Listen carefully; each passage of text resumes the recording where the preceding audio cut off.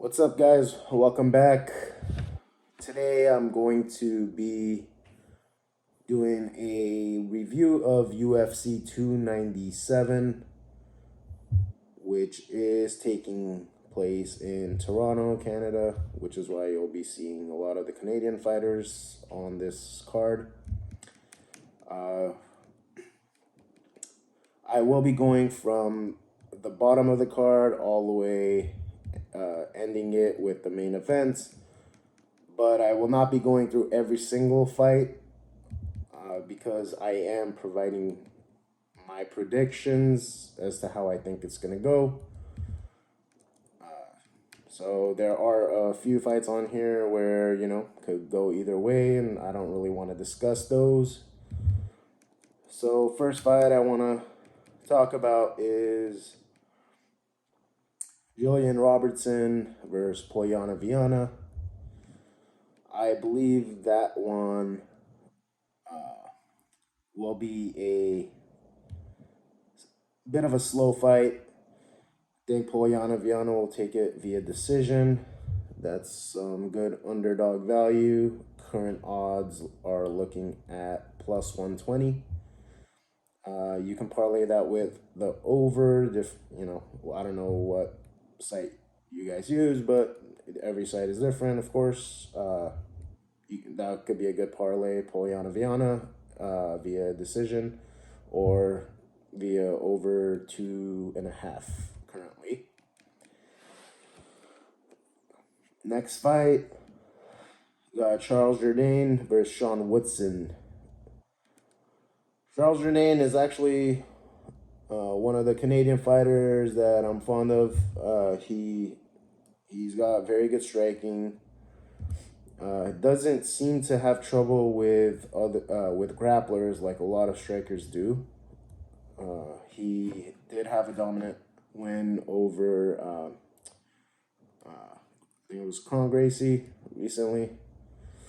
Yeah, sure, he was washed up, but he's still a good jiu-jitsu fighter, and Charles Jourdain showed some dominance in that fight. And I believe he's going to have some success at 297 as well. So current odds are pretty dead even. He's at minus 115. I would take him at money line. Not sure if he's going to finish Sean Woodson or if it's going to go to decision. So maybe stay away from that. But I am pretty confident of Charles getting it done. Next, we have Brad Katona versus Garrett Armfield. At first I was leaning towards Garrett, but changed my mind. I think Brad's going to get it done. He is the favorite, but not too heavy, so you can get some good value on that. Currently at minus 165. Kid's good. He was just on Ultimate Fighter. Did very well. I think he got his stuff together, and he's improved a lot and will get a W at UFC 297. Next fight that we're going to discuss, Dominic Reyes versus Carlos Ulberg. Not sure if I'm pronouncing that right. I think I am. I love Dominic Reyes, but fortunately he is under the John Jones curse. If you're not familiar with that, any fighter who loses to John Jones goes on a losing streak and doesn't come back from it. There's only one fighter that has beat that, and that's Cyril Gane, but Dominic Reyes is not Cyril Gane, and I believe Dominic Reyes is on that downward slope, and Carlos Ulberg will take the win. So Carlos is at minus 218 currently. And then, By the way, feel free to, if you guys decide that you want to parlay or anything like that, that's on you guys. I'm just giving my picks one by one.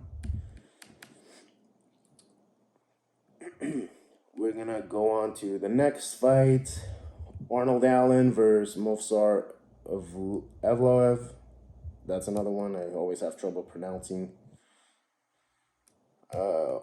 I believe that one going to be a good fight for sure. You're not gonna have a slow fight. You're not gonna have a boring fight. That's gonna be an action-packed fight.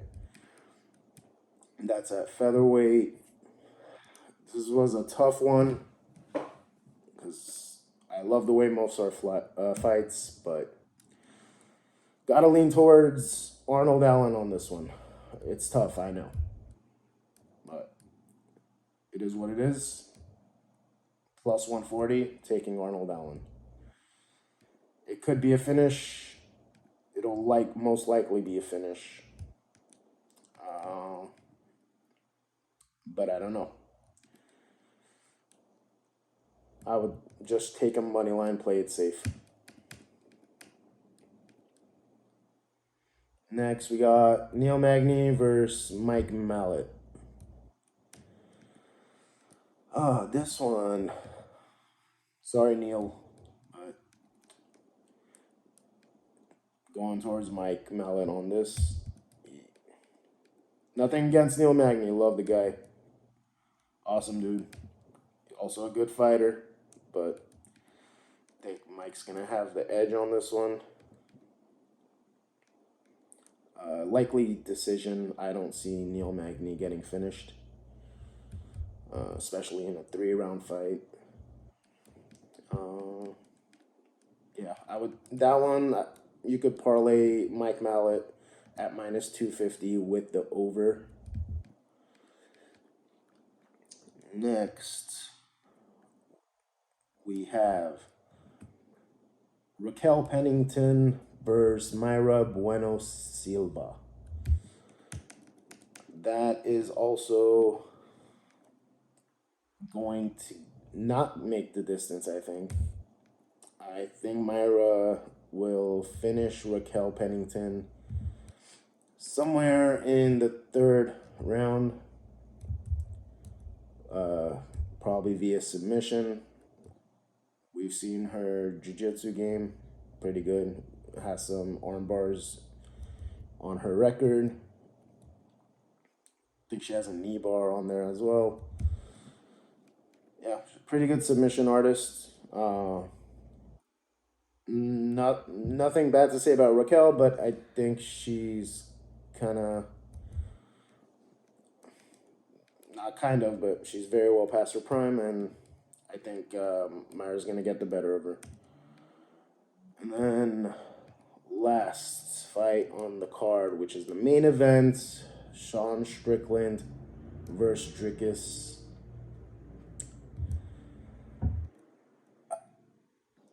I'm loving this fight in every way possible, except when it comes to putting action on it.